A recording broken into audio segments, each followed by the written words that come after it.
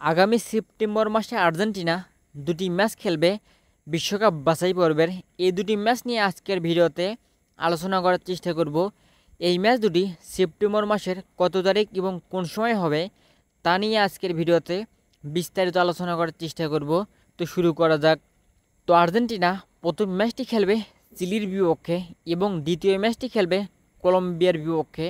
এই কলম্বিয়ার সঙ্গে লাস্ট ম্যাচ খেলেছিল কোপা আমেরিকার ফাইনাল এবং কলম্বিয়ার সঙ্গে ম্যাচটি জিততে আর্জেন্টিনাকে কিন্তু কঠিন পরীক্ষায় দিতে হয়েছে এবং সেই কলম্বিয়ার সঙ্গে আবারও মাঠে নামবে আর্জেন্টিনা এবং প্রথম ম্যাচটি তো হবে চিলির সঙ্গে। প্রথম ম্যাচটি খেলার পর দ্বিতীয় ম্যাচটি খেলবে কলম্বিয়ার বিপক্ষে। তো এবার আসা যাক এই ম্যাচ দুটি কত তারিখ এবং কোন সময় খেলবে।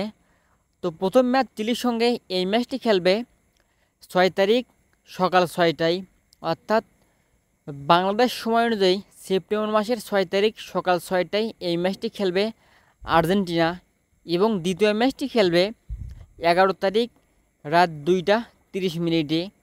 দ্বিতীয় ম্যাচটি হবে কলম্বিয়ার বিপক্ষে।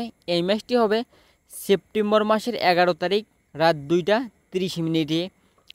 তো এই দুটি ম্যাচই খেলবে আর্জেন্টিনা এবং আর্জেন্টাইন কোচ লিওনেল স্ক্যালোনি এই দুটি ম্যাচ খেলার জন্য প্রস্তুত। আর্জেন্টিনা চিলি এবং কলম্বিয়াকে হারিয়ে জয়ের যাত্রাটা অব্যাহত রাখবে এবং এই ম্যাচ দুটিতে লিওনেল মেসি খেলবে না। স্কোয়াডে লিওনেল মেসি ডাক পাননি ইনজুরির কারণে। তো কলম্বিয়া এবং চিলির বিপক্ষে লিওনেল মেসি খেলছে না, লিওনেল মেসিকে ছাড়াই মাঠে নামবে। তো দেখা যাক আর্জেন্টিনা চিলি এবং কলম্বিয়াকে হারাতে পারে কি পারে না। তো এই ছিল আজকের বিস্তারিত ভিডিও।